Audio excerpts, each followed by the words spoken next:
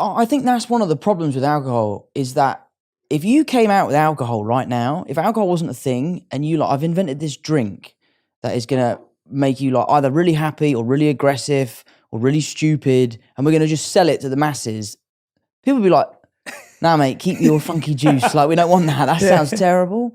And it's one of those things, because it is so socially acceptable, the addiction side of it, the bad sides of it really do fly under the radar. Yeah. And that's really interesting. I'll tell you something I do love about being a non-drinker. I love being the designated driver. Yeah. I love being that person that makes sure that everyone gets home. I don't know.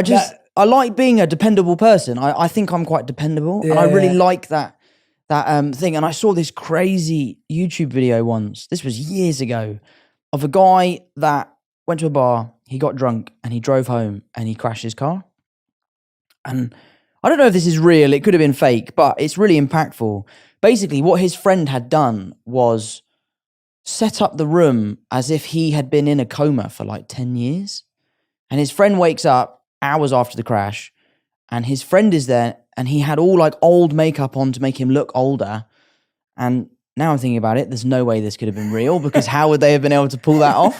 But he basically is saying to him, like, you've been asleep for 10 years. Everyone's missed you. Like, we can't believe you're awake. This is amazing. And it shows like how a stupid decision like driving drunk can affect the future of your life. Yeah. So I do love being the designated driver. That is something I enjoy. Seeing my friends have a good time and being like, don't worry, Tom will take you home. Yeah.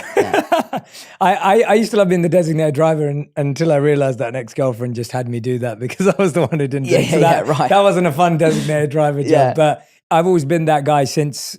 Because I lived as a monk for 3 years. Yeah, amazing. And when I came back after that, obviously I never went back to drinking alcohol and everything. And so, but I went back into the workplace, and I remember everyone would always open up to me and give me advice. But it's what you're saying. When someone was drunk, they'd tell me their whole life story. Yeah. Next day, they'd wake up and go, Jay, you'd actually remember what I said. I'm like, I remember everything. They're like, please don't tell anyone. Yeah. You know, and I loved that part where I was able to be there for people. Totally. Just hear their stories. 100%. And someone that had context the next day, because if they told someone else who was drunk, you'd both not remember, and then it'd be gone. No, I think the benefits that you've just pointed out of good sleep, good health, great mental clarity, they're huge. But there's a couple of things I want to point out for everyone who's listening, just as takeaways, because Tom makes it so seamless when you're talking about it. It's really beautiful as well. But one of the things you mentioned was finding alternatives. Mm-hmm. And during my monk life, we always talked about how there was something that we called the higher taste.